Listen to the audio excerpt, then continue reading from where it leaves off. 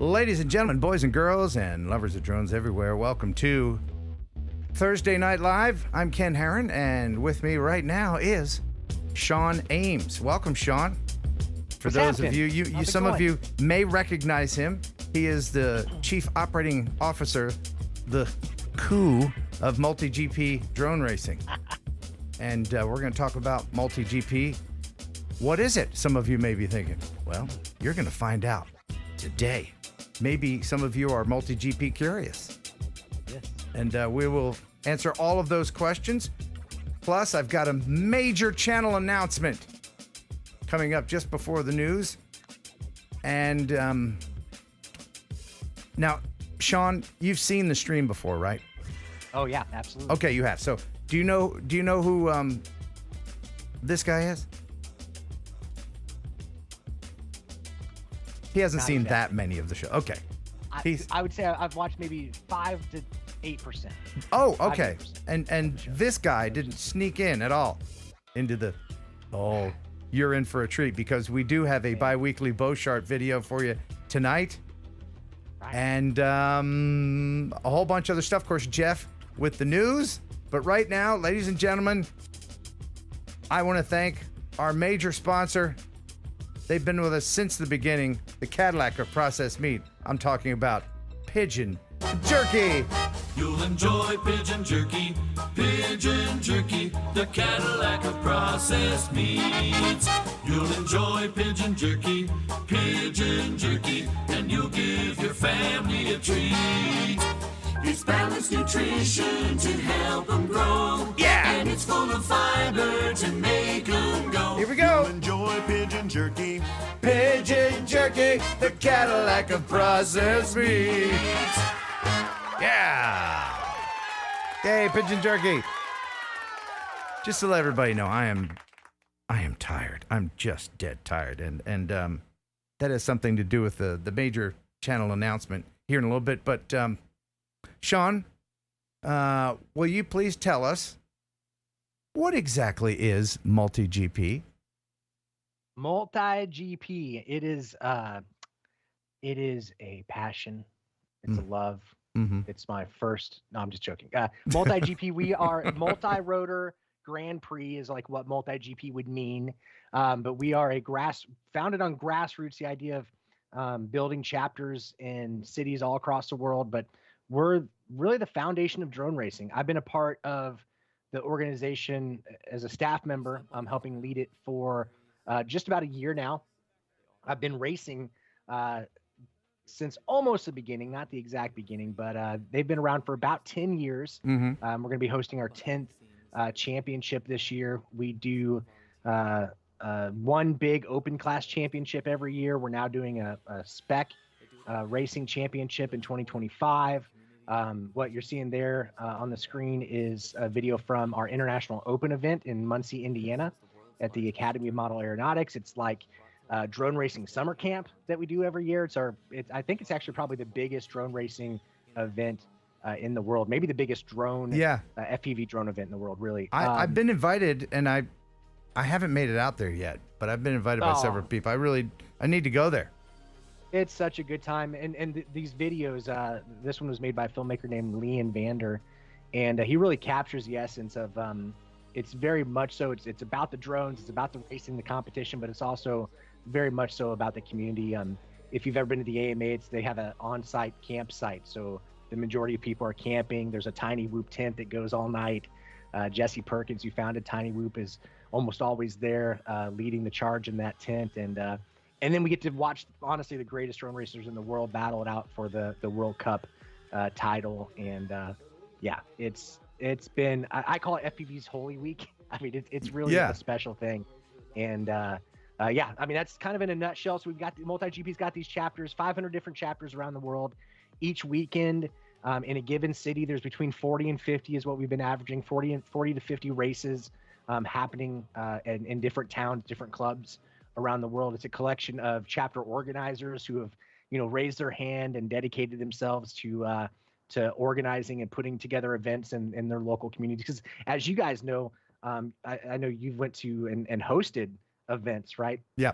Drone events. And the drone community is very spread out. there's people all over the place, and so it takes leaders in your own locations to kind of put stuff together and organize people to do stuff. Because I mean, drones are fun, but they're way more fun with your friends. So that is true. Yeah. So there's probably some people watching that might not have ever heard. I mean, they know of drone racing, but they don't know Right. that about the chapters and everything that it's very organized, and it's a fast growing spectator sport as well. For sure. Yeah. Yeah. So let me ask a couple dumb questions, and if you have any real questions, up there in the chat for Shawn. So, and I'm a freestyle guy. I barely know how to fly acro. I couldn't possibly do all those things that those expert pilots, all the nerds of the world, are doing. But so, all right, here's a dumb question: are they all flying analog? No. Well, No. It depends on what you call analog. But 90, I think we're about 90% of pilots are now on HD0 actually. Okay. In the racing scene. And so that is the one with the least amount of latency. Yep. Okay. Yep. But it's not, it's not DJI in the sense that it's DJI handles multipathing and the range is ridiculous. Right. But HD0 is like from even going from analog, it feels like Neuralink. It's crazy. Right, because it's such a good video link. Okay. Yeah. And another dumb question is it, well, maybe it's not so dumb. Is it easier to go from GP racing to freestyle or the other way around? I mean, are there a lot of Bando bashers in the group there? Yeah.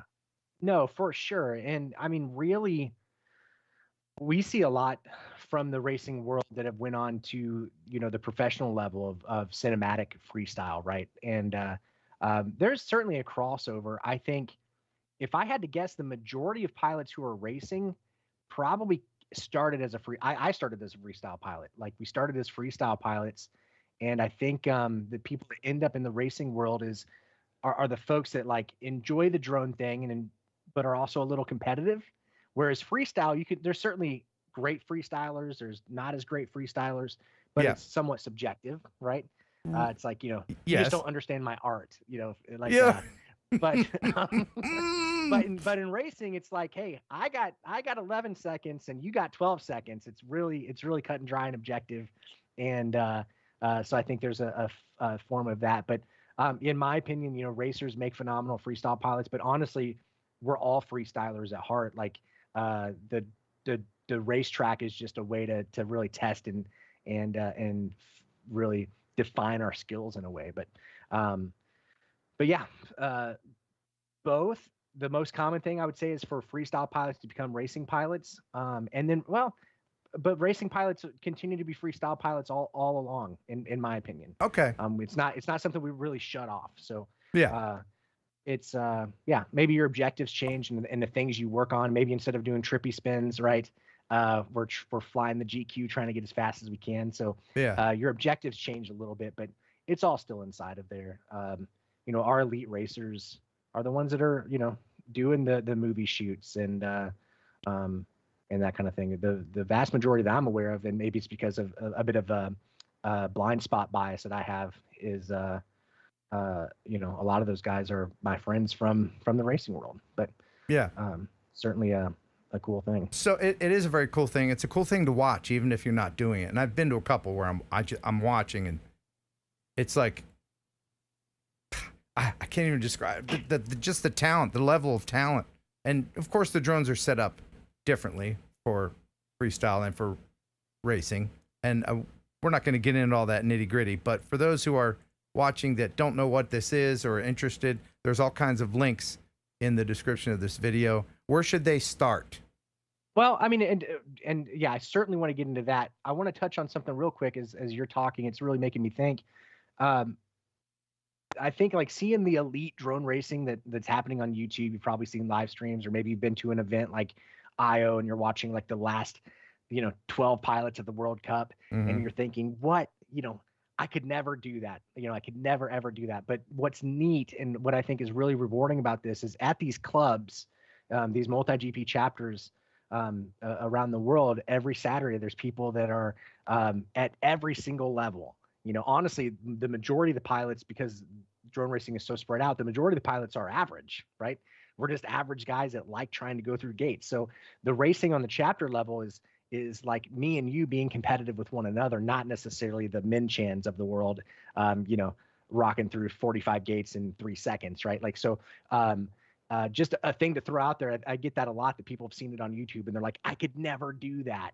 And you might be surprised that like none of us can, you know, it's like, well, yeah, I mean, that's the elite, but you don't start out being elite. You start out just trying to go through a damn gate, and then maybe another one, and then do it faster next time, and then just keep going in muscle memory. And if that's all you do, then you're going to get good at it. Oh yeah, but that's what's really rewarding and fun. It's like you and your friends, and in every chapter you're going to find guys that like you got close to beating last week that you might beat this week. And there's like those things kind of start to build and get fun, and just another level of having banter. And in the freestyle world, it might be, well, you know, my friend was able to do a double power loop through that tree and garage section, and I couldn't hit it. Right. But the next week I could do a trick he couldn't do. Like, we all kind of have that, right? That kind of helps the community have some fun and you know, put it on each other. But right. We're gonna get into more of this. Every level. It is. We're gonna get deeper into this, and I'm gonna share the video of you helping U.S. Marshals with a gunman standoff in a house. That happened. Yeah. That did happen. But first, I wanted to ask you: Are you seeing the chat? You're able to see it? Yeah. Yeah. Okay. I see. Right. Yeah. Mad Props Media. Okay. Are there any Blaster? Okay, good. Yeah. Are you seeing any questions in there? I don't see any just yet. If you have any, just go ahead and throw it in the chat. Again, the links to MultiGP, Drone Racing League, everything in the description. But now, before we get to the news, I'm going to bring in Jeff Sills. Hey, Jeff. Hello. How you doing, buddy? I'm ready. Are you ready? Yeah. Okay, good. Now I haven't told Shawn what I'm about to say, and but I did tell you, so you kind of know what I'm about to say. Yes. You know, in an effort to make this channel grow and be interesting, and for you to have fun as much as I'm having fun, I'm afraid that this is going to have to be the last TNL for a while, for a good while. And that is because I have realized that I've been spread myself very thin. I also do a morning show on the radio every morning. That's actually what I do for a living. I get up at 4 a.m. And I just bought a mobile response unit. That's what I'm calling it. I bought a camper. And I'm going to be doing a lot more road tripping. I'm going to go all over the country. I want to go to Oregon. I want to go Alaska if I can. I haven't been to the western part of this country in a while, and I want to visit everybody. And I want to film it as I go. And so I'm going to show you a membership video, and I encourage you to become a member. And this is one of the reasons why I'm just so completely worn out, physically and emotionally. I'm spreading myself too thin here. But the good news is that there will be more videos on the channel, more content. And I will do live streams from the road if I can work it out. But I'm going to play this membership video of what my little mobile response unit looks like. This was just yesterday. I have my mobile response unit. Drone Patrol, mobile response unit. And these graphics are going bye-bye because I'm going to have the thing wrapped to look just like the Popo. This is going to be black. The door is going to be white. It's going to have a Popo star right here, Drone Patrol. On the back, I'm going to have RemotePilot101.com. The main reason I got this was because I'm cheap and I don't want to pay for hotel rooms. And it is decked out with solar. It's got 2 solar panels, 120 watt here, up there, and it is I mean, it's got all the hookups. It's got all the goodies. Look at that. Inverters, I've got reverters, I've got converters. I can put Starlink on the top here, and I can stream, and I can do my radio show from here on the road. So I'm going to be doing a lot of traveling. And here's what the inside looks like. I don't know if I showed you that. Let me turn the light on. Let's see. There we go. There's the light. See? It's got a dimmer. Oh, isn't that cool? It's just a giant bed in here, and then, you know, microwave so I can eat. And I got to deck it out with some stuff, but there it is. It's all running on these 2 solar panels. It's amazing. I've been wanting to do this for a while. I thought, if I don't do it now, then I probably won't ever do it. So I guess I'm a camper now, and a happy one at that. A happy camper. Thank you very much for being members. It's because of you that I'm encouraged to do things like this, to take chances and just get out there and do what I do best, and that is meeting people and seeing interesting places and flying drones there. So until next time, buh and bye.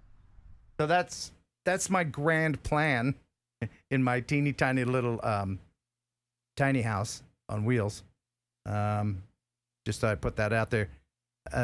You had some succinct thoughts earlier, Jeff. What are they?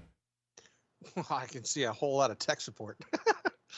But no, I think it's going to be really cool. You know, I think it's going to give you the freedom that you want to be able to go and do. And one of the things that is always been your forte is your creativity. You know, you need to be out and about and give you the creativity that obviously you can find all over the United States. So. Yeah, I mean, there's just so many interesting people in our community and in various communities. I expect to see a video of the world's largest, ball of yarn. I'm not going to do that. And I'm also not looking for beautiful vistas with this thing. I'm just towing it along because it's going to be my mobile office. I'm not going to be in the woods camping. I'm not turning into an RV or a camper. I'm just doing it as a bit of convenience. I'm not looking for the world's largest ball of yarn or any of the touristy things. This is a means to an end. It's a means to more interesting and different YouTube content. And I'm going to have to use the time that is usually reserved to put this together. I know it doesn't seem like I put time into it, but I do, to do this. So I'm going to put TNL on hold for a while. Now it breaks. Let's see. It looks like it's going to break at least 150 people's hearts. Thanks for watching. He spends 3 days preparing for this show, and that's a lot of time and a lot of effort. Yeah, not this one. No, this one started at 2:30 this afternoon, and I think that's pretty apparent.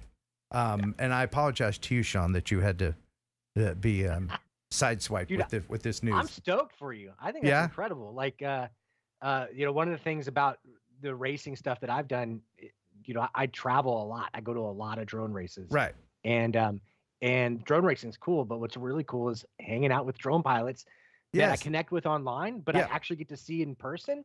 Like, that's flipping incredible. So I'm stoked for you. I think that's the dream, right? To be able to have that freedom to get out there and go, dude.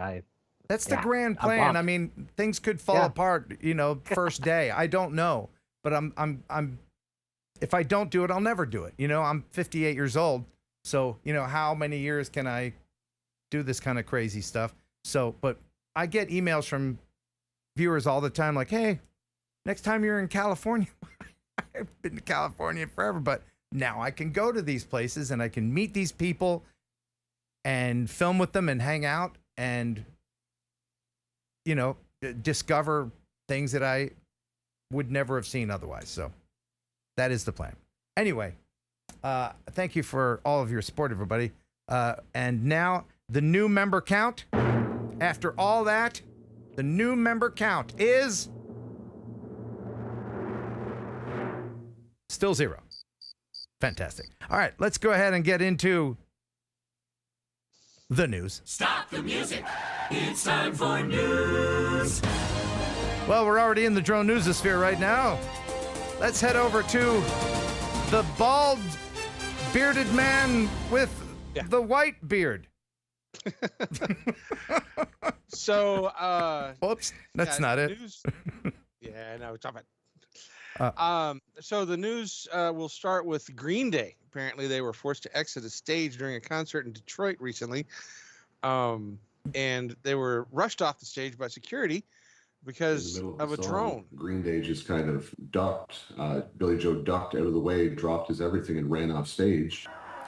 And the reason he ducked and ran? Someone seemingly trying to film or watch the show without a ticket was flying a drone over the stadium, which is illegal in the U.S. Windsor, Ontario resident James Linton says the band was off stage for about 15 to 20 minutes before returning and picking up right where they left off. But officials at the show never told the crowd what was happening. Everyone just kind of looked around. Everyone was singing because we thought it might be part of the show. It was strange because I know I took a picture of the screen where it said, please stand by for further information. But there never was further information. The whole crowd was theorizing, like, what is it? What happened? Was there, was it a shooter? Was it, are they going to tell us all to leave in an orderly fashion? Detroit police say the drone operator was located and detained outside the stadium. The case is now in the hands of American authorities. Under U.S. law, you can't fly a drone over a large stadium within an hour of an event. You'd think a badass punk band wouldn't be afraid of a drone. Well, and the FAA also released a statement on this saying that the FAA investigates all reports of potentially hazardous drone operations. Although the agency does not have criminal prosecution authority, drone operators who endanger other aircraft or people on the ground can face fines that exceed $30,000. In addition, the FAA can suspend, revoke the drone operators' pilot certificates. Well, that guy didn't know about any of the things that we know. Oh, yeah. He was still standing in Best Buy's parking lot. Yeah, he was standing in. What a great way to put that.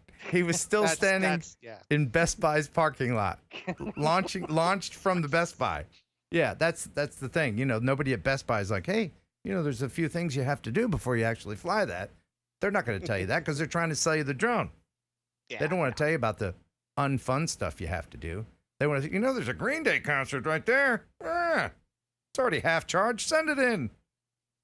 But this is why we have to have rules, I guess. When I saw that, I mean, it's idiotic, right? Don't fly your drone over a concert. If you're watching this channel, you probably know that. But in case you don't do that. Yeah, don't do that. But when I saw the reports, all I could think is like someone first got the Neo, right? It's 135 grams, and Green Day's running off the stage, because someone's flying a tiny whoop, certainly that's not what happened, but that's the premonitions I had because it was all around the same time. If you're near a concert, I hate to, you can't teach someone common sense. They either have it or they don't. If you're near a concert and you're like, you know what? This would be a great place to fly a drone. How come nobody else is flying? Nobody else thought to fly a drone here? Well, I'm going to send mine up. If you don't see other drones. Right. I'm a literal genius. I'm the only one that thought of this. Right. Yeah. I'm a literal genius. Anyway, Jeff, go ahead. Yes. Oh yeah. No, it never ceases to amaze me how stupidity can lead the blind. So, all right. A company called Skydweller Technologies out of British Columbia has created a drone that they've launched in July. They use their drone for exterior window washing. They also have thermal scans and 3D mappings of buildings, but apparently their main business is Victoria General's Hospital exterior. We incorporate drones to exterior washing and cleaning of facades and windows, as well as thermal scans, LiDAR, and 3D mapping for various different building types and applications. It came across in my inbox. It was under a tenth of what a traditional scaffolding and pressure washing outfit would do. You can imagine the two towers fully clad in scaffold and man lift, the amount of money and time that would take compared to what these guys have done has been outstanding.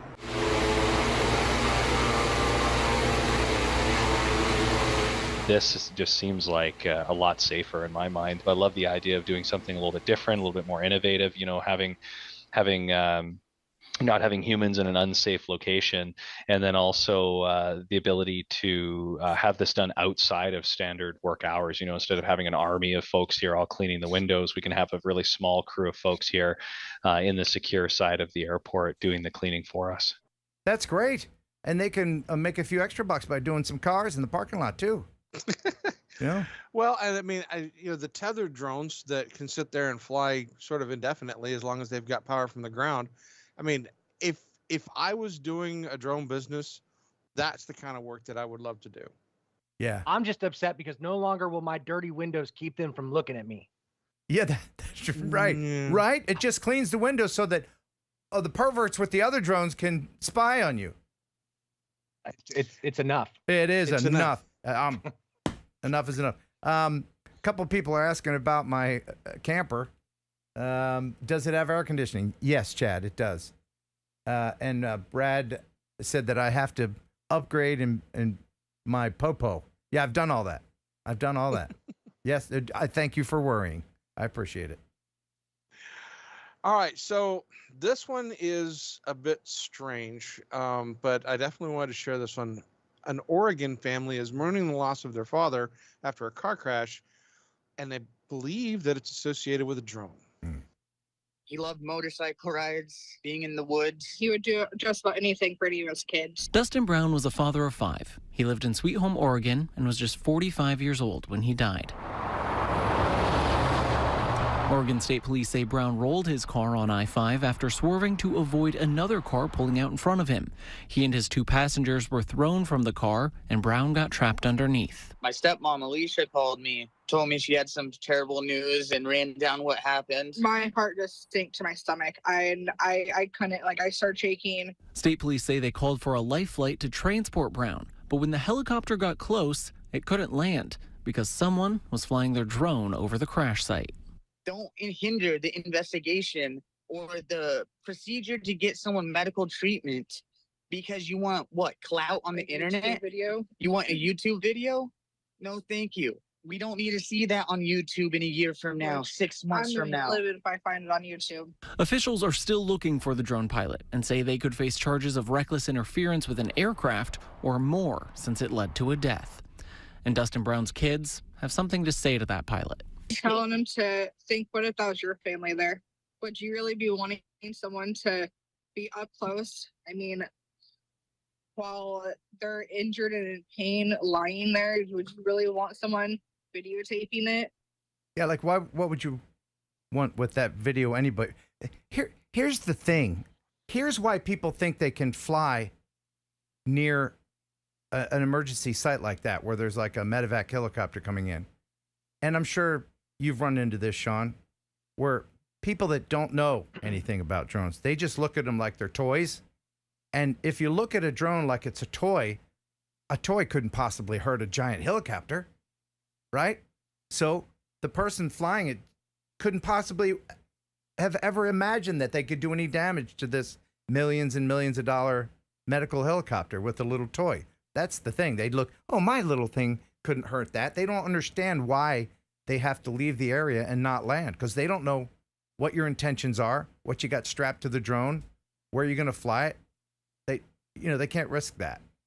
You agree? No. John, anyone? Bueller? That's a suck burger. That whole thing sucks. It does suck because it kind of is the drone operator's fault. I mean, and the helicopters are, the blades and stuff on the helicopters with the tail rotor and the main rotor are perfectly balanced, and it doesn't take much to interfere with that. And we have had numerous stories in the past of drones that have incurred with helicopters. It didn't cause a helicopter to crash, but it forced it to land, and it wasn't able to fly again. And so in this particular case, if they had contact with that helicopter, it would have impeded this even worse. The simple fact that the police are considering not only the reckless interference, but the fact that this led to somebody's death is an interesting twist to this that I definitely want to keep following up on.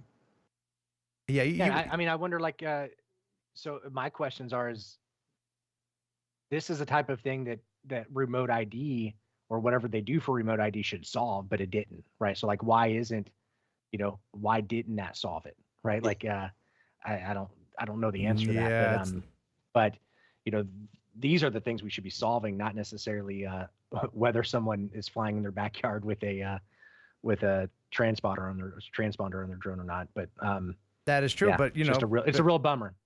Again, with your Best Buy parking lot analogy, they're not gonna be like, hey, you need a remote ID for that.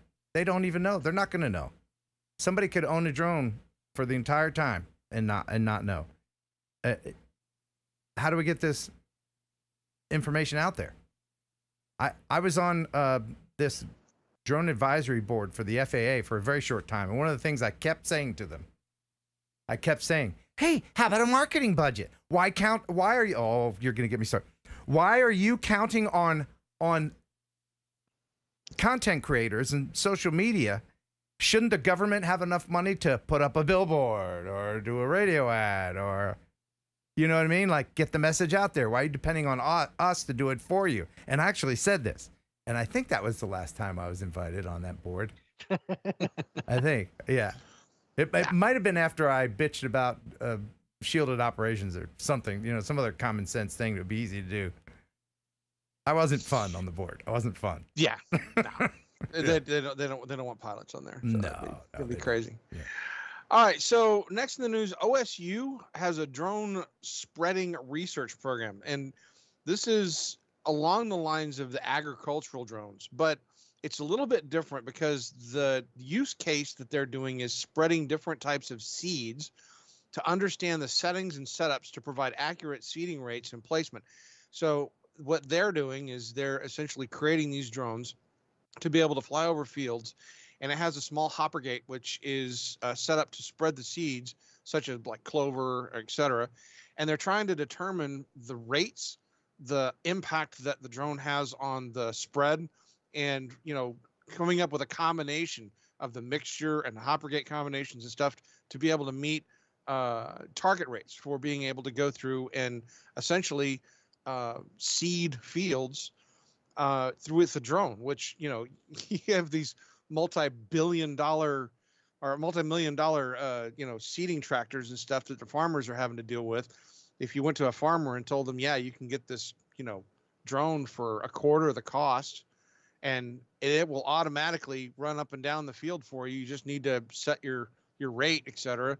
That is a lucrative thing for small farmers, etc. So it is, but there are some farmers that don't like their neighbor farmers, and they're jealous of their neighbor farmers having these big expensive ag drones. And I actually have some video of a very upset farmer, and he's using stick technology to tell his neighbor farmer exactly how he feels. Oh my God. Let's watch that one more time. And one more time as the $1 billion drone and a free stick. Oh God, the sound, just the sound from that. Yeah, well, I mean, that's just the way. I mean, that's the future of farming. Does that guy know how close he was to dying? That's what I know. Probably not. I mean, he ran for the safety of the corn. Bob's got his new drone. Uh-oh. We've got breaking news. This just in. Ooh, this cannot be verified, but I'm going to read it. This is from Fly Zone FPV. Hey, breaking news on O3 air unit used with the DJI Goggles 3. He says, do not use. There's a safety issue. Do you know anything about this? No. All right, well, there it was. Unverified breaking news. Do your own research. We don't have time. To hell with you. All right. Now back to the news we do verify. Okay, so recently a young child was found by a drone, and he ran loose into a Wisconsin 100-acre cornfield. Oh, that's great. Yes, I love this. I love these things. Good drones doing good things. Yeah, apparently the property was theirs, and the child had wandered off from his parents into this farm. It's 100 acres cornfield, and of course, being 3 years old, it's going to be trouble finding him in the first place. much less in 100 acres of cornfield. And they used a thermal drone to go out and specifically locate him and led the cops directly to him. That is fantastic. Yeah, I love these kind of stories. That's a good story. You know what else is a good story? Tell me. Talking about RemotePilot101.com. RemotePilot101.com. You can use Heron18 to get a 30% discount. And why do I mention this right now? Well, it's because RJ said, just how hard is it getting the 107? I really want one, but my memory is crap. Well, my memory is crap as well, and yet I passed mine with a 97%, thanks to RemotePilot101.com. Jason Shepard is currently in Spain right now with his family, but he will return in October, and when he does, we're going to have some fun together. I'm heading to Ocala, Florida, actually, where M0A is, his school, and we're going to make some videos. It's going to be a lot of fun. But if you want to get certified and not have the eyes of the government on you should you try to sell your footage, because you know you can't do that unless you've got that 107. So don't be afraid of it. When in 2016, when this first came out, and I didn't know about Remote Pilot 101, everybody was saying, oh yeah, just go to the FAA study guide online. That's all you need to know. And I did it, and I failed miserably. Was it because they lied? The FAA? And said that all you need to know is right here on this page, and then take the test, take my $160? Probably. But yeah. Jason Shepard won't do you like that. RemotePilot101.com. It's video tutorials updated all the time so that those trick questions won't trip you up. RemotePilot101.com. Use Heron18 to get 30% off. And now, back to the news already in progress. SRP is a company that's making an unmanned underwater drone that helps with rescues and recoveries. You're getting a first-hand look at SRP's underwater drone. Equipped with some of the latest technology, this drone can maneuver and navigate through deep waters. Forward, backwards, straight down, straight up, slide sideways, both, and then yaw. Controlled by a remote device, the operator can see the drone's underwater camera. And if it's ever in murky water, the drone actually has sonar technology to see any items in its way. The camera is only good in those situations for about 4 feet. So then the sonar, really, I can turn around, I can see objects in the sonar. If I get lost or confused, because you're down there, you can't see, you know, and there's current. So we can use the sonar to get back on track, to see what we need to see, and then get closer and then use the camera. SRP has used the drone in several dams and canals across Arizona to detect potential problems. We find loose hardware and things just over time. Dams vibrate, if you will, and things move and shift, and that's what we use it for. And in some cases have actually been used to help local agencies with rescue and recovery efforts. That's great. I love to hear stuff like that. That thing can go 1,000 feet. That's impressive. But it's corded because, you know, you can't use RF underwater. I was wondering if it was tethered. Yeah. Yeah, it's always tethered. It's tethered, but I mean that's 1,000 feet. That's a really cool. That's a long ass tether. Yeah. All right, so Legoland, one of my favorite places in Florida, this year is going to have a new Halloween drone show. Drone shows these days, and the theme parks are embracing them, and you've got your first one ever. Yes. And it's for Brick or Treat alone. It is. Drones are becoming the new way of storytelling in the sky. Yeah. It's so dynamic, so visual, so big, and we're bringing drones to our guests here at Legoland Florida Resort in addition to fireworks. So it's both a pyro show and a drone show. So it's going to be really exciting seeing them mixed together, and it's going to be a great way of storytelling. I've never seen that. I'm looking very much forward to fireworks and drones. I love drone shows. I think it's going to be great. Yeah, that sounds like fun. Yeah. But I was at the limit of the amount of time that I could listen to her talk. I don't know. There was just something about it. I don't know. Or maybe I'm just easily irritated. Your thoughts, Shawn, if any? Yeah, I love the up talk. We really need that pitch shift at the end of every sentence. You got to have it because everything's a question. Everything's a question. It really reminds me of how ugly I am. Yeah. Oh my God! Guide me with a spoon. Yeah. Wow, that was an old reference. Oh yeah, Valley Girl, man. I'm telling you, it's gonna drift back in time. Mm-hmm. For all of those millennials in the audience that are sitting there staring at each other, going, "A Valley what?" All right. So the final drone or the final news story for this evening is the Bee Cave Police Department is working with Eve Vehicles to launch a pilot program for autonomous drones. Routes are clear. This drone is one of 3 that the BK Police Department plans to deploy. It's part of a pilot project that will test and develop an autonomous drone system known as Aviate. The team up is more than a science project, according to Police Chief Brian Jones. Well, it's a force multiplier for us, really, because it serves as an eye in the sky and gives us real-time information before an officer even arrives at the location. The Aviate drones and the computer system that keeps them on target are built by EV Vehicles, an Austin startup. Roger Pacina is the co-founder and CEO. We've gone through several generations. We've been working on this specific concept for about 2 years. Onboard batteries provide more than 40 minutes of flight time. Preloaded routes along local roadways are used to reach locations where authorities are being dispatched to. And when that drone's battery is running low, it'll actually call another drone in the network. They'll come and replace it, and then this one goes to the closest nest to recharge its battery. Force multiplier.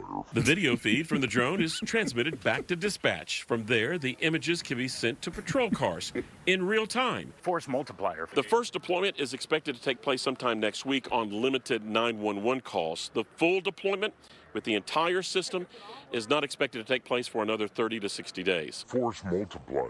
Wildfire response, as well as search and rescue operations or other possible uses for the Aviate drone system. Bee Cave is not being charged for it, but the base price is expected to start around $8,000. Whoa, that base price, you know what that is? That is a price multiplier. Dude, I didn't expect the edits. Look, that man bun. Oh no. All right, I got to After tell you. all of the years that I have done this with Ken, Yeah. it never ceases to amaze me. We'll be getting ready for doing the show, and the first question I always ask him is, "Which one of the stories that I sent you do you want last?" And it never ceases to amaze me. The ones that he picks, some of them are fairly obvious because they're like either silly or funny or wild or crazy. But today he picked this one, and I was like, "Why?" And then, yes, that's the reason why. Look, I don't know how many of you watching right now are sporting a man bun, but nobody's taking you seriously, okay? Nobody. And he had like a little hair clip in it. Like, what are you doing? You're on camera with your company name and your shirt and a man bun. Maybe just nobody told him. He doesn't have any friends that tell him, nobody's taking you seriously with the man bun. Shawn, you ever have a man bun? Yo, nope. It's been a while since I've been qualified for the man bun situation, but yeah. I mean, yeah. So I'm pretty sure that guy lives on the West Coast. Oh yeah, if I had to bet the farm, yes. Yeah. Yep. Not that we're generalizing about anyone with a man bun. Okay, I am. I'm totally generalizing about it. Yeah, you can kind of tell. Anyway, Jeff, thank you so much for the news. Like I said, if you're just joining us, TNL is gonna be taking a break for a while so that I can offer more on the channel. I want to say one thing and one thing only. I want to say thank you to all of the members that have watched this show, that have tuned in, that have showed an interest in the news, that have sent me stories over the years and helped contribute and given me, feedback and advice on things that we did. Fair skies to all of you. Be safe, have fun, and remember that it's a hobby that brings us joy, and this should always be thought of that way. Absolutely. And it's not the last time we'll do TNL or even a stream. I'll hopefully be streaming from the road, but there's going to be some changes coming up. But thank you very much, Jeff. There was something else I wanted to, oh, you know what? I mean, after this intense news, we probably need to go ahead and, with you, Jeff, let's just go ahead and step into the RAS chamber. Let's. Oh, yeah. Yeah, that's, so Shawn, have you ever been in the RAS chamber? I don't believe so. Okay, this is safe space where everybody gets along. Nobody has a disagreement on politics or religion or everybody drinks the same beer. We've never done the RAS in the news, so No, this is a that giant distinct boil on your ass is gone. The stitches are gone. Everything is good. Your taxes are done. Everything is good. There is one rule though. One lonely rule. Jeff, will you tell him what that rule is? There is no farting in the RAS. Please refrain from farting in the RAS. And now let's sit back and enjoy.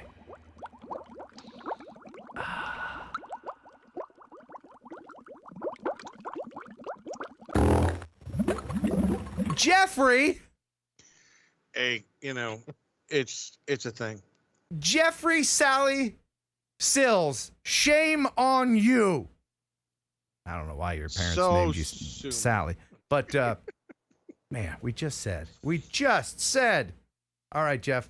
Thank you so much, my friend. Thanks for stopping by. Now get out. All right. Now back to just us cool people. That's pretty cool. I was having a blast. Oh, good. Oh, wait. No, you. Yeah. The rule is not to have a blast in the RAS. You didn't. Oh, yeah. Sorry. No Okay, blasting off. No, I recognized Jeff's scent. I know it. So here's where you tell one of your fabulous jokes.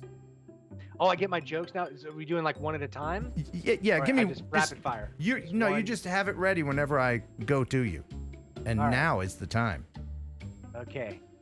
So, why don't drones have tires? I don't know why don't drones have tires.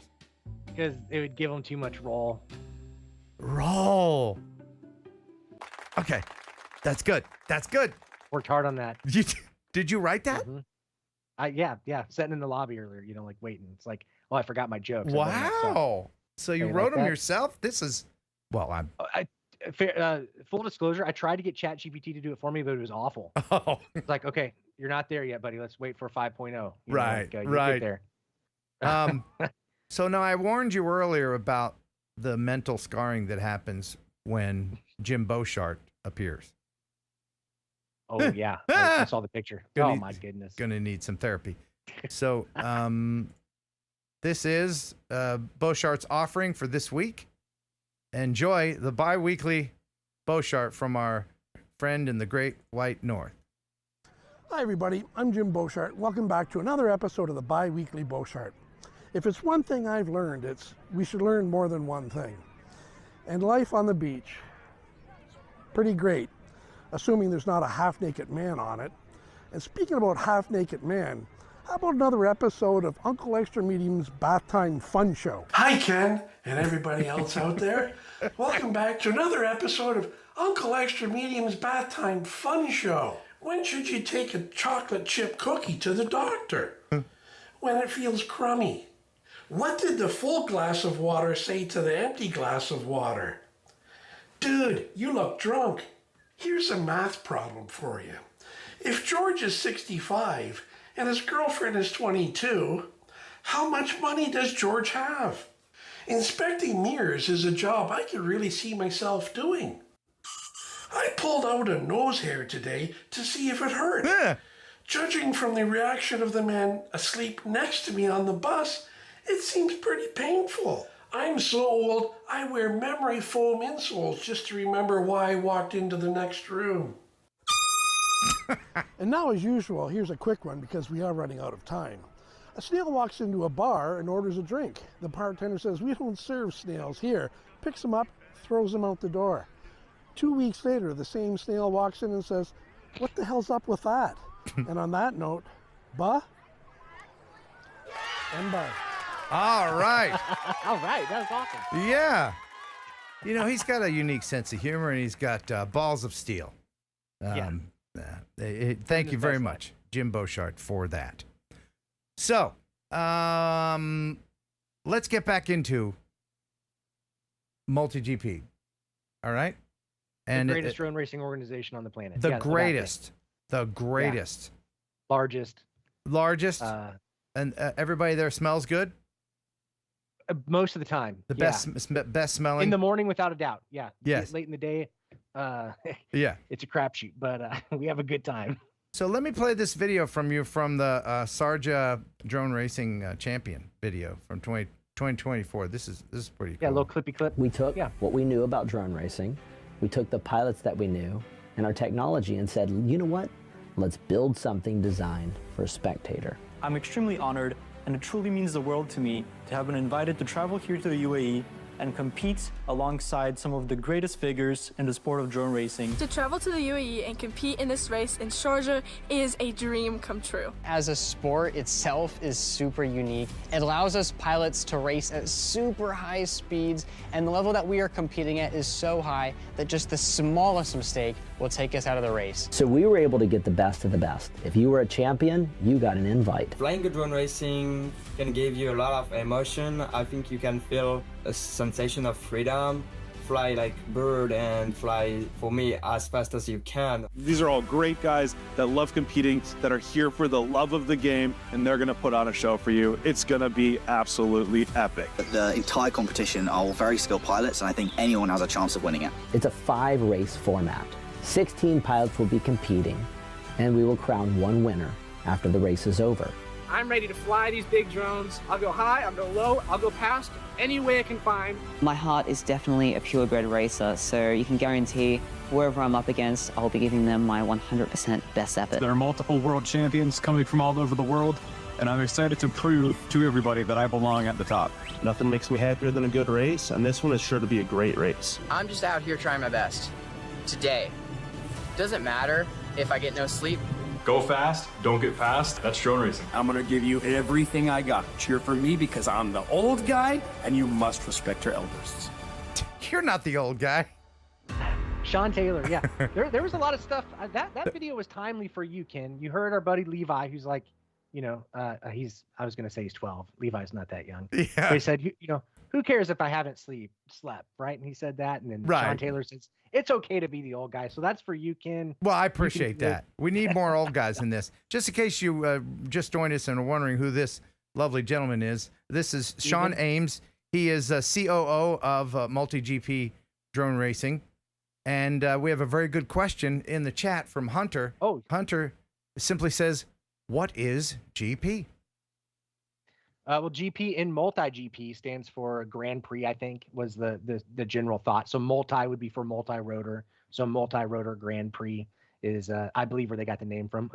The guy kind of narrating that video we just saw, his name's Chris Thomas. He's the founder and CEO. He's my boss. Okay.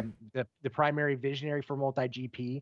An absolute wild man and a incredible person to be kind of doing this thing alongside. But yeah, they came up with MultiGP there 10 years ago, and now it's kind of blossomed and grown into something that we can barely imagine. So everybody watching, I think they know about drone racing. They see the gates over your shoulder, and they know about it. They've seen it. Yeah. But without going too much into detail, can you just give us a general overview of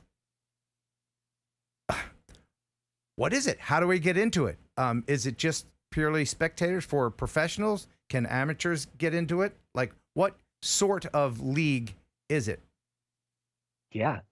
So it's for everybody. It's a lot of the people that go to their first drone race are a freestyle pilot that wants to try to sharpen their skills. So it's for everybody. The league as a whole, we have chapters. Anyone can start a chapter. So if you're out there and you're passionate about creating community and bringing people together, then maybe you'd be a great candidate for a drone racing chapter organizer. But more than likely in your city, you can go to multigp.com and search for the chapters. Yeah, here we go, multigp.com.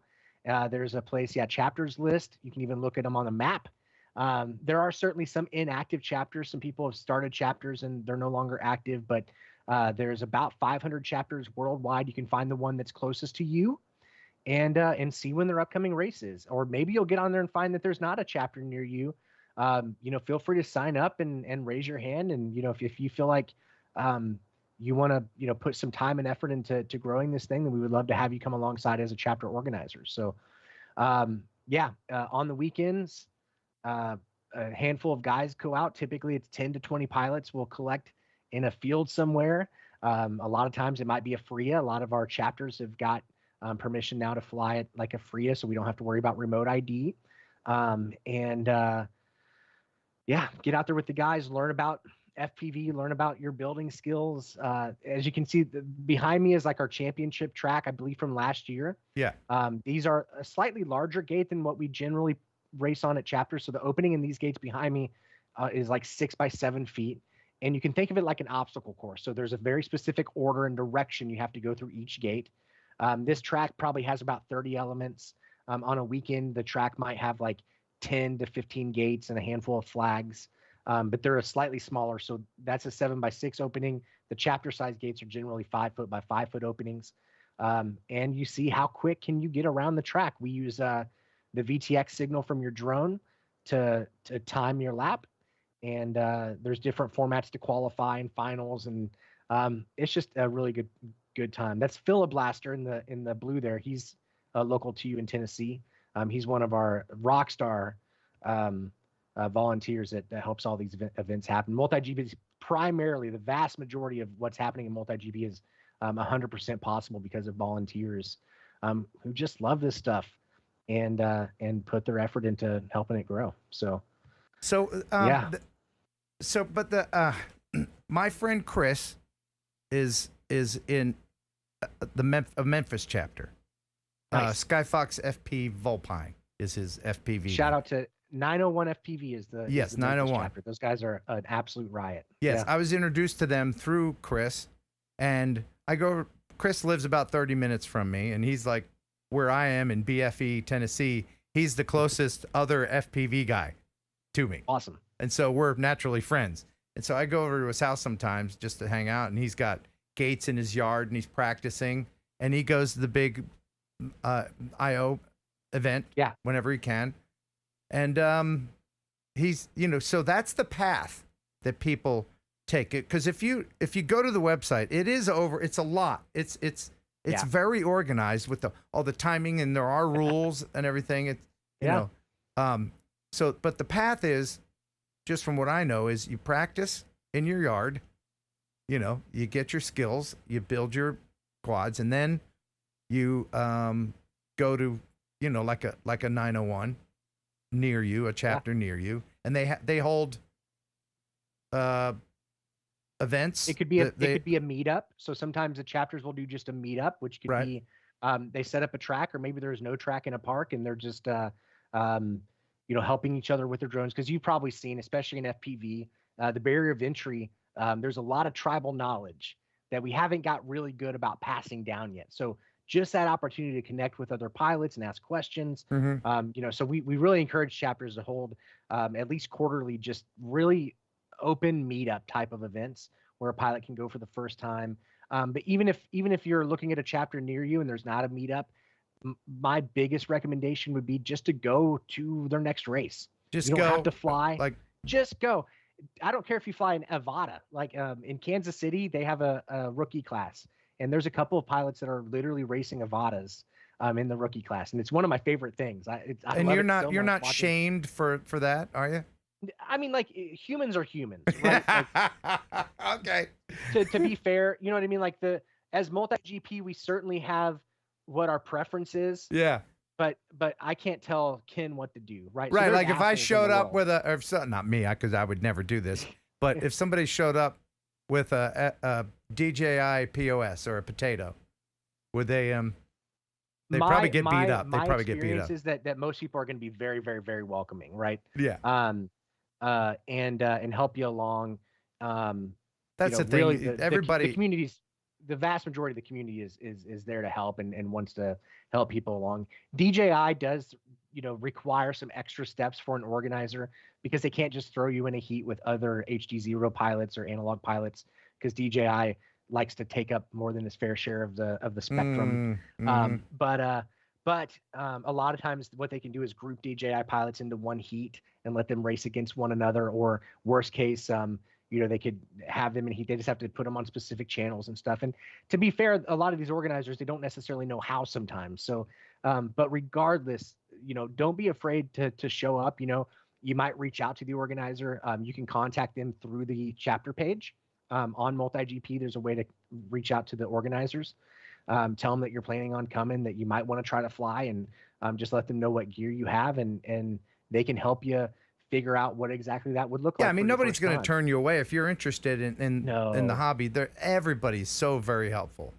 Yes. No matter what flavor, without a doubt. No matter what flavor of drones you're doing, everybody is very helpful. We've had people like early on, not as much anymore, but early on people would show up with like literally like Phantoms and try to, can I race this? And we're like, well, you probably don't want to, because that camera is like $600, you know, like, but you know, hey, if you want to try to fly that thing through gates, let's see what happens, you know. There was a in Knoxville, if you're familiar with Heads Up FPV, Evan Turner, they run 533, a shop there. Evan Turner's a world champion. Yep. Over the winter, they did an HD class of their tiny trainer, which was like a 4-inch tiny trainer.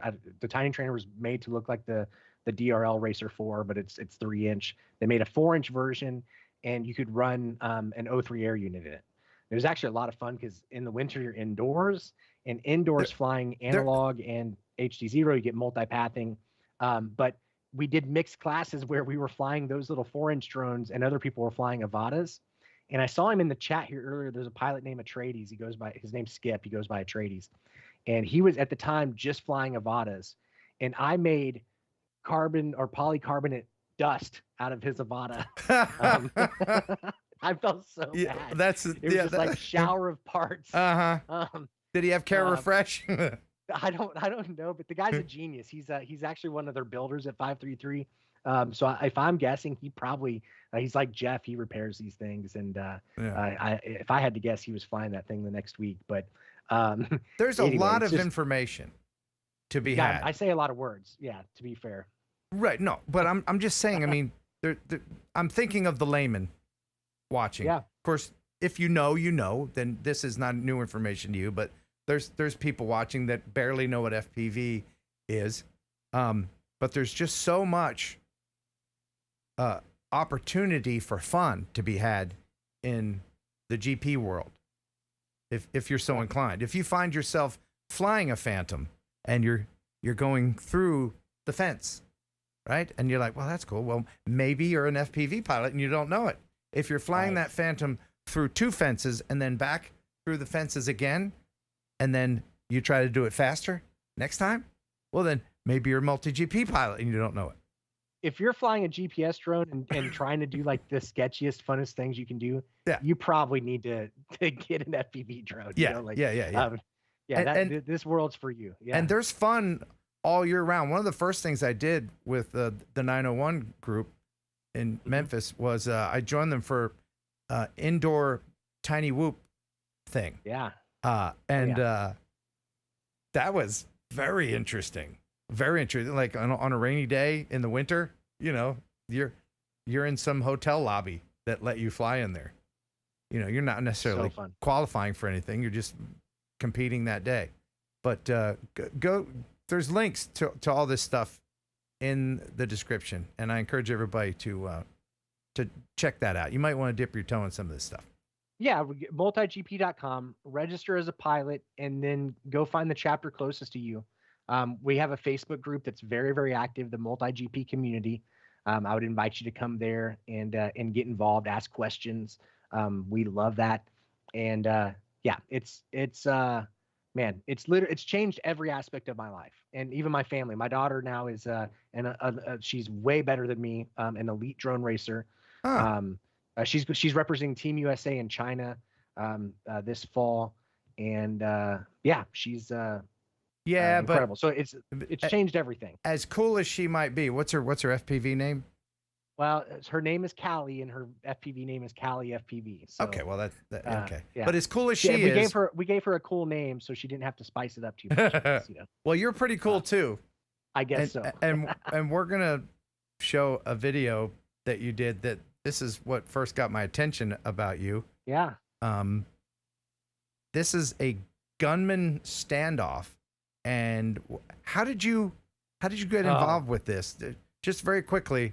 And then I'll play the video, which is amazing.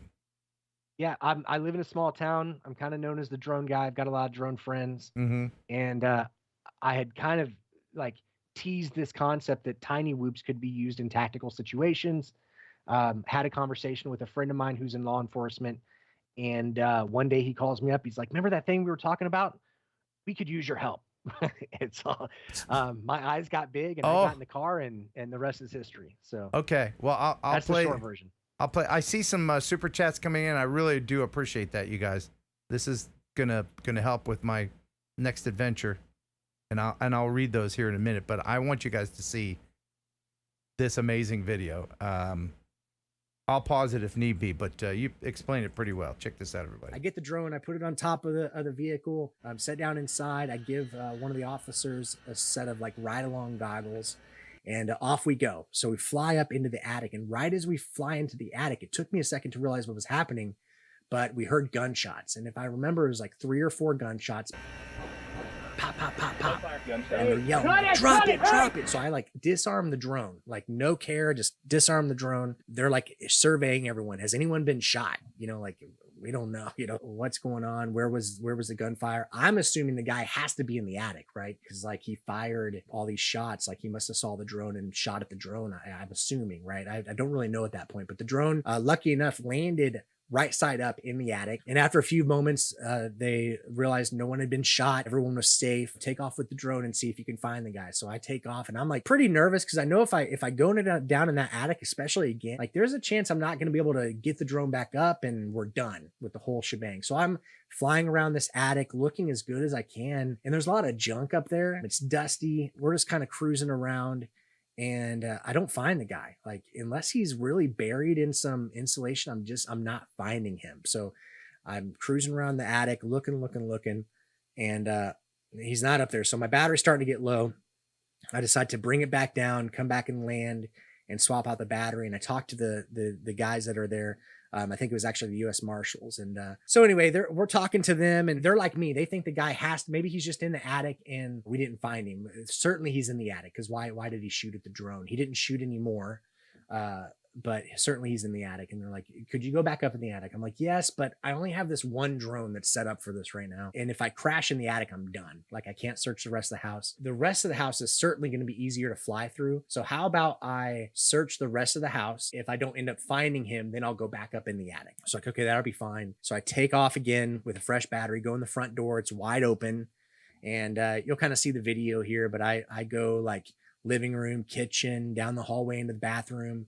I get stuck for a bit, come back out, I think in the living room or their bedrooms. I'm like really searching this house pretty well. There's a lot of crap in the house. So certainly he could be like kind of hiding here, there, or wherever. But finally. Okay. I got to pause here. Okay. How many batteries did you have? I probably brought a handful, like 4 or 5, you know, something like that, if I had to guess. Okay. What equipment is this that you're using? So this was like a Beta 85, I think, if you've seen those that are made to carry a naked GoPro back in the day. All right. That's what this was without the GoPro on it. Is this a 2S? I'm pretty certain I was flying 3S on it. 3. Okay. All right. Yeah. All right. All right. Now let's rejoin you here. Yeah. Back in the house is this family room area that's next to the garage. And I come in and boy, oh boy, I'm not the greatest hide and go seek player, but this guy was pretty bad. I got movement right here. He's in this family room. I'm looking right at him. He's got a gun in his hand. He's coming at me. I spotted him pretty clearly. There he was. And you could tell he was as puzzled as I was, you know, in this moment, because we're trying to figure out, but he kind of sets up and looks at it and he swats at the drone. So I'm able to call him out. Hey, I found him. He's in the family room next to the garage. He's got a gun. We're able to call it out. And so I kind of come back into the living room and I'm hovering there, just figuring out, okay, should I go look again? You know, has he moved? What's going on? After a few seconds, I'm like, okay, let's go see what he's up to. And I go around in the corner. And when I've showed people this video, I always ask them, have you ever been pistol whipped? And right about there, I remind them that now they have. Now we've all been pistol whipped, which was one of my favorite clips to watch in slow motion is this guy swatting the drone down. Wow.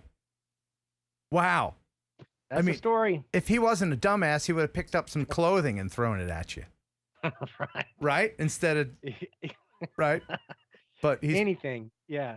So what happened to him? I guess he was arrested, right? I mean, Yeah, eventually. So I mean, leading up to that point, they weren't. Well, a lot of this is I don't really know. You know, I don't like. I'm not in law enforcement, so it's not like they gave me a debrief. I had like a conversation with my friend to give me a little bit of insight. But they thought the guy was in the house, but they weren't certain.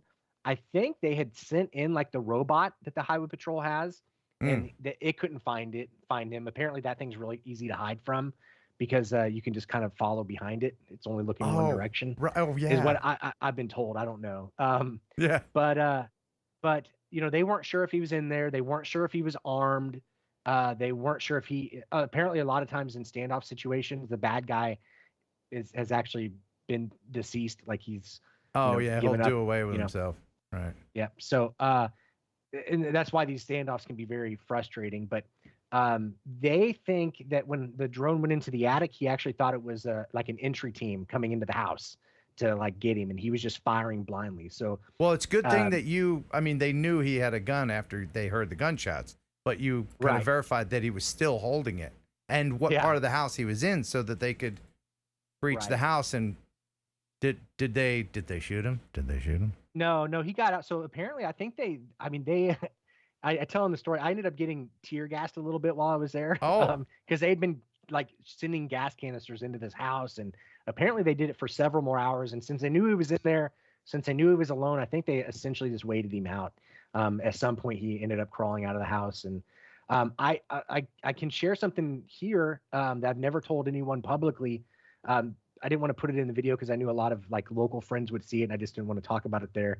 Whereas here it's a little wider of an audience. Nobody will see it here. Yeah, not necessarily my grandmother, but I had no idea until there was a point when I was hovering in the living room after I'd found him that the marshal started calling out his name, and I realized that he was like a good friend of mine's dad, like one of my best friends in junior high. It was his father. So that was super awkward. Yeah. Oh man, that's yeah, small town America for you. But anyway, why was he in the house originally?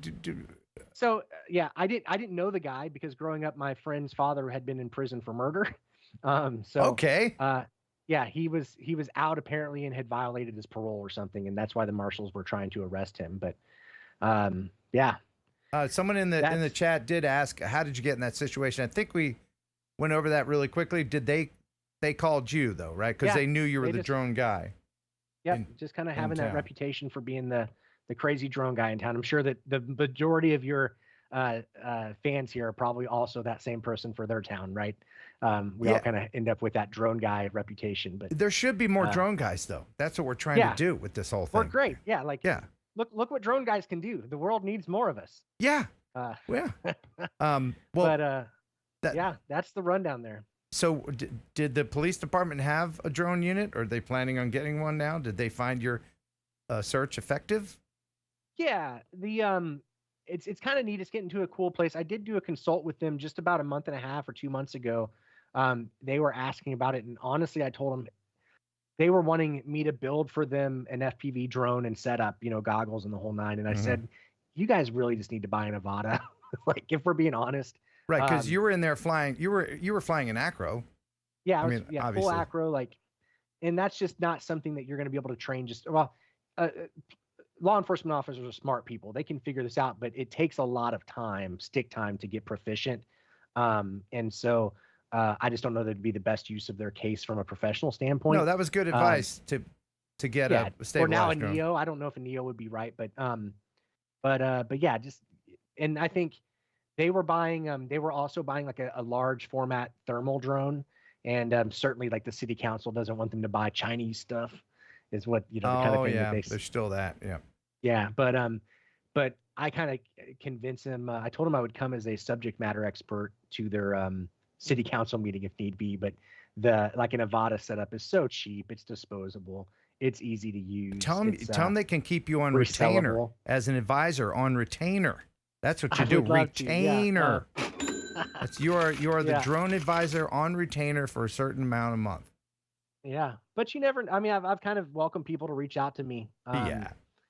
and kind of with my connection with MultiGP or just drone pilots in general, I know a person pretty much within 2 hours of anywhere on Earth that could do this work. It's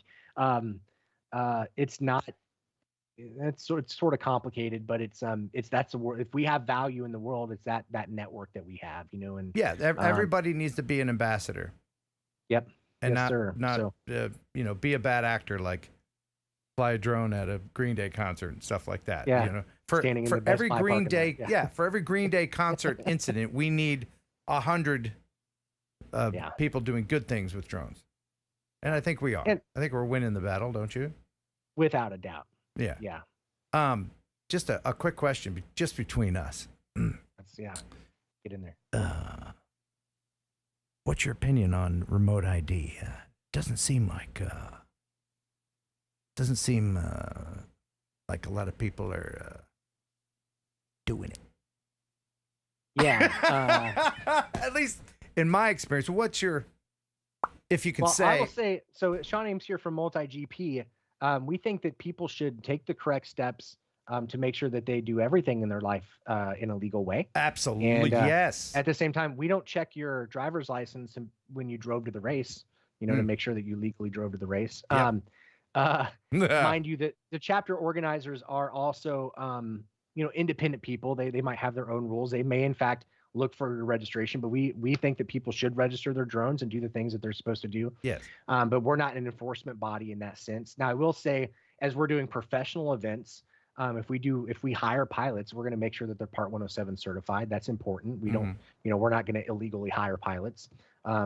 Those aspects are important. But the nice thing is MultiGP and our other partners, the Academy of Model Aeronautics, the FPV Freedom Coalition have done a great job of working with our chapters and organizers, working with the FAA to get a lot of our clubs cleared as a FRIA, as a free flight zone where you don't need remote ID. So like where we hold our championship in Florida this year, it's a FRIA. So there's no concern of remote ID there.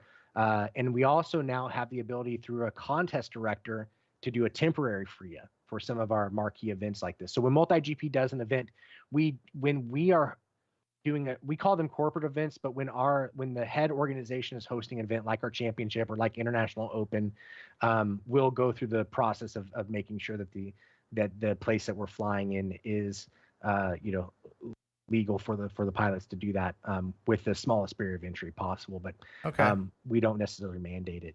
All right. And chapters can function independently.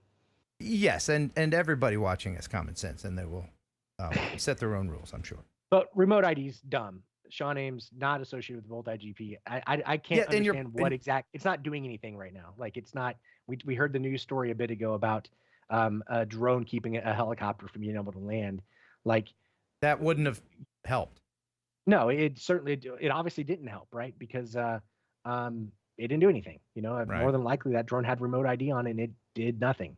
So that's where I think we need to focus on real world solutions. And like you said, marketing. It's about getting the word out there and education of people more than anything. Well, I mean, it's so much easier just to make a rule that we all have to follow at our own detriment if we don't, than to market common sense practices. That would cost money. Common sense? What? Yeah. I've wondered. So I've kind of wondered. So I also, my family were in real estate, and my house here, I do have a dedicated flying field that we've been able to get designated as a FRIA. But I've wondered, like in 10 years, is my house going to be worth less because you can't get Amazon packages delivered here? Oh, right. Wouldn't that be funny? Like, how did you go? Oh no. Yeah, right. I can't get my tube socks in 11 minutes. DoorDash won't even land their drones here. Like, what the crap? It won't happen. That won't. But how did you go about getting a FRIA at your? A lot of people ask that question. Their own personal FRIA. How? Right. Well, I mean, like the big thing is it is a legitimate flying field. Let me back up. Let me back up. Yeah. There might be a few people that are like, "What's a FRIA?" So what's a FRIA? Yes. A FRIA is a designated area where you can fly without remote ID. Thank you. Yep. And so in theory, all of the the autonomous drones that need to know where all the remote ID drones are would know that that is an area where there could be drones without remote ID. Okay. And the process to get that, so my MultiGP chapter that I personally run, because I'm a chapter organizer, we have a home field is what it's called. It's literally here at my home. I have 5 acres, and we've got a spot to put a track. And so we're also a registered Academy of Model Aeronautics chapter. And so we actually applied through the AMA, and we also applied through the FPV Freedom Coalition. Both are phenomenal organizations.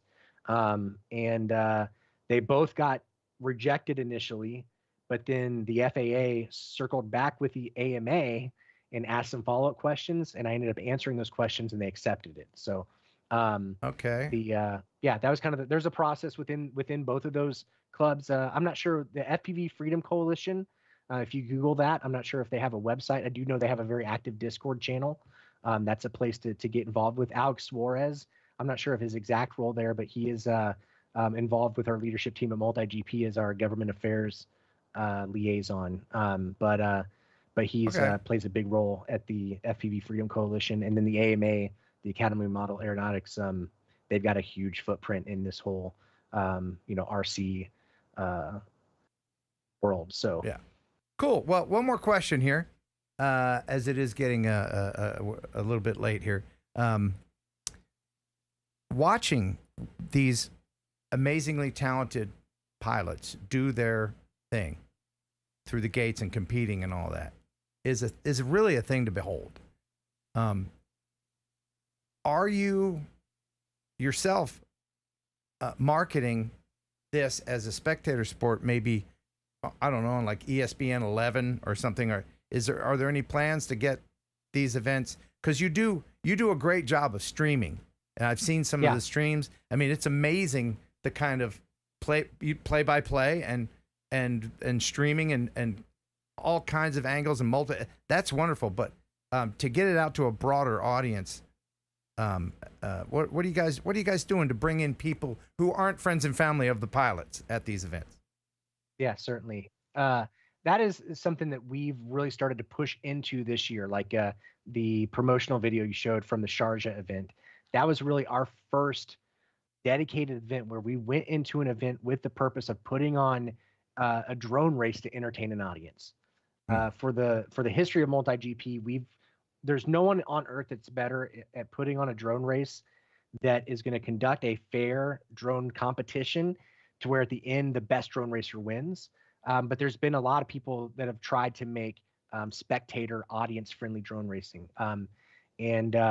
That aspect of the sport had started to wane a little bit. And so we have been more aggressive in bringing forward our spectator ready, drone race, because these events, the International Open is very much so an immersive event.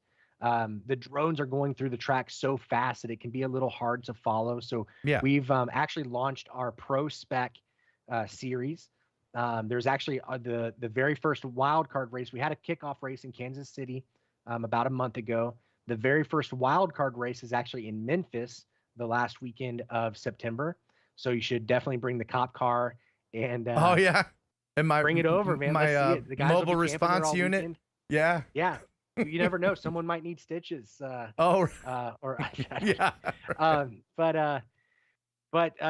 over. So the first kickoff race, and it's a spec. In Sharjah, we flew these drones. I almost always have one at reach here.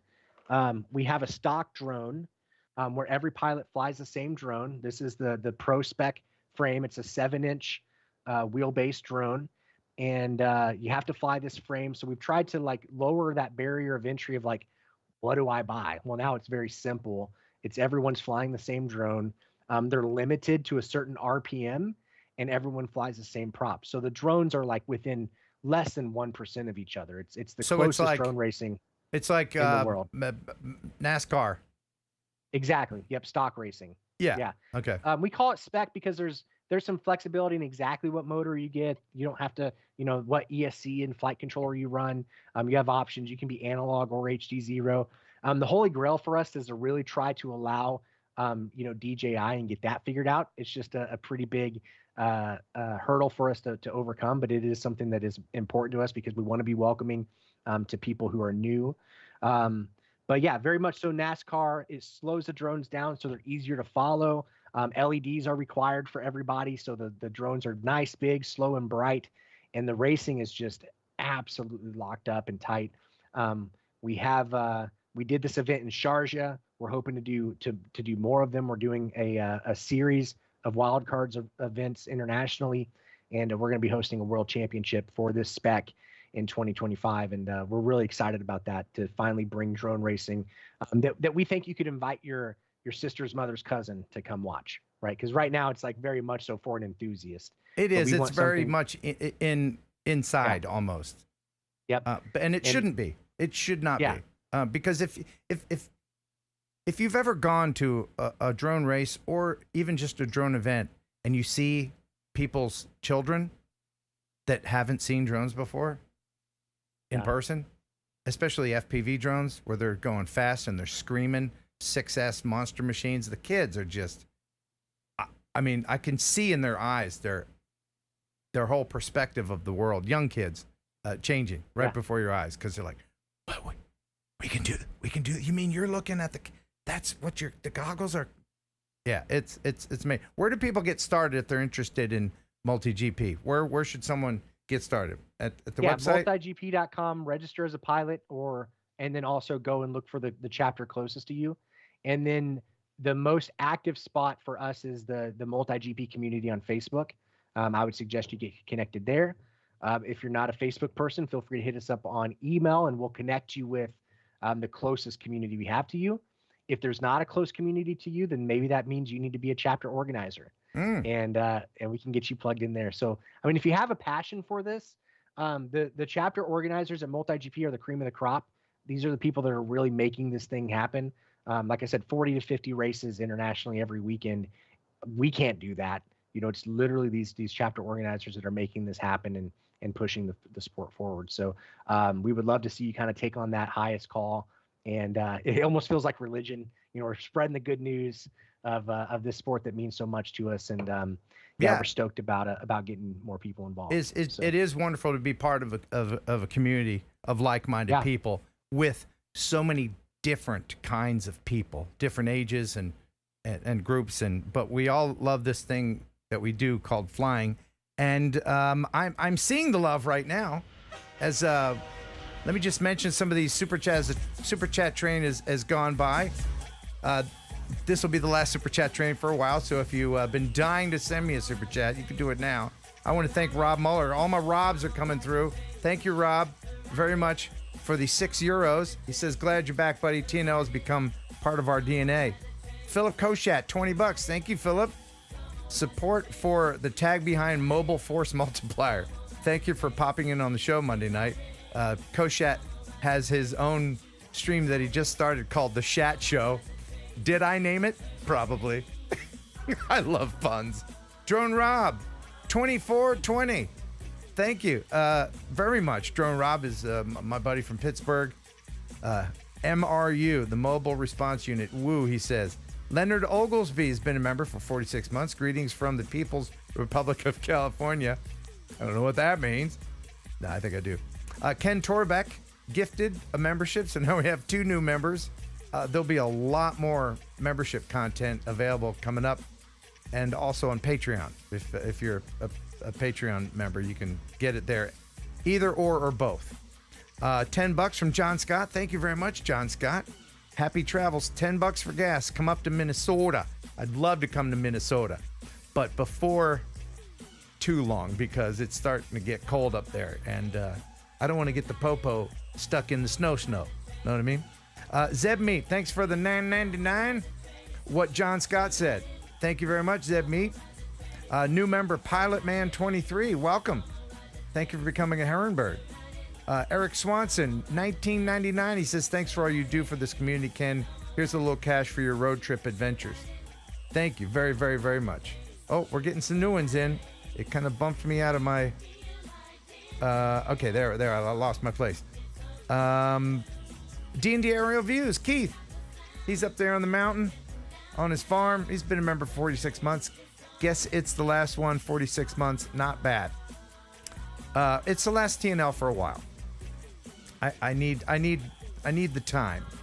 to do other things and to offer more content on the channel. $20 from Bronson 006. Just got my wife Brenda watching, and now she's sad it won't be every 2 weeks. I'm sorry, Brenda.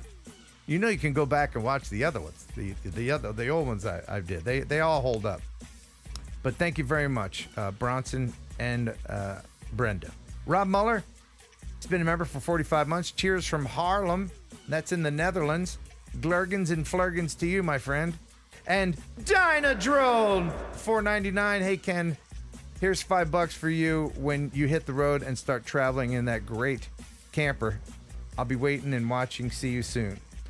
I do want to thank Geeks Vana in the UK. He's the one who did all the graphics for the Popo Mobile, and he's going to do the graphics on the new one too. Mark Weir, $19.99 gas money. Thank you very much, Mark. Jim's Droning and Aerial Photography. That's Canadian $10. I think Canadian money is almost like real money, isn't it, Sean? Almost. Pretty close. Pretty close. Yeah. And then he says, I didn't read it. Canadian money not worth anything, Ken. Thank you for clarifying. Because I think I say that every time he does this. I really do appreciate that. New member, Kokomo Joe. Welcome to the Heron Birds. And Paul Slathog. I never can pronounce your name. $20. Cheers to another great TNL. I can't wait to see what you do next. And Mike Junkpick. Hopefully you and your daughter Sarah will be in Discord. I'm going to head into Discord right after this. The show's about to end for the evening, and I'll head over into Discord. If there's any moderators, I can put my Discord link in there. Sean, I don't know if you have time to pop into Discord. It's like maybe a dozen people in there each time. You're invited, of course. And he says, happy TNL. And Joe Fotoleo, FPV 420, love you, mean it, he says. No idea what that $4.20 mean. What's the significance of that number? I have no idea. But Joe Fotoleo is a recent graduate to Carbon from the Potato. And so once again, welcome.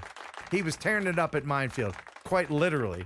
I think he broke a few dozen propellers. And with that, let's hear one more fabulous joke from you, Sean. Oh, well, so I have it's a set of jokes. I have 3 total, so I got to do 2 jokes. Okay, yeah. Okay, I got 2 left. All right. Yeah. What did the drone pilot say to the Karen? I don't know. What did the drone pilot say to the Karen? I'm going to call the authorities. The yaw authority. The yaw authority. Yeah. Okay. All right. Yeah. I like that. All right. And then finally, to follow out the theme, okay? Yeah. Why does the drone need auto-tune? I don't know. Why does the drone need auto-tune? Because it's pitchy. It's too pitchy. Hee-hee! Yeah. We got pitch, roll, yaw. Right. Yeah. I got all that. Yeah. Thank you very much for co-hosting with me tonight and for your wonderful jokes. I appreciate it. Hey, good luck to you, Ken. I'm stoked about what you have coming next. I'm really excited to see Ken on the move, and I think, I don't know what's going to happen. I appreciate that. I don't know what's going to happen, but if I don't try it, I'll always regret, not doing it. So, Shawn Ames, MultiGP Drone Racing, thanks for all of it. If anybody has any questions, I'm sure there's a way to get a hold of you. Shawn at MultiGP. Hit me up. There you go. There's all the links in the description. I'm going to head over to Discord. If somebody's put that in there, I will. But I guess that's just about gonna do it. We hope you enjoyed the show half as much as you would have if it had been twice as good. I am worn the hell out. Thank you very much, Shawn Ames. Thank you, Jeff Sills, for the news. Thank all of you. Particularly, thank you very much to B-Rad for sending me this box. I didn't have a chance to open it. It's 3D printed night lights with a picture of me and my dog that died in May, Henry. I miss him very much, and that was very thoughtful of you to do. I really appreciate that. Everybody watching, I'm so proud to be part of this community. Until next I see you on the road or a stream, do you know my line? And bye. That's it. You did know it. Yes, he did know. I can go. Yeah, you win. Thanks, man. Appreciate it. Yep. Good night. All right. Good night.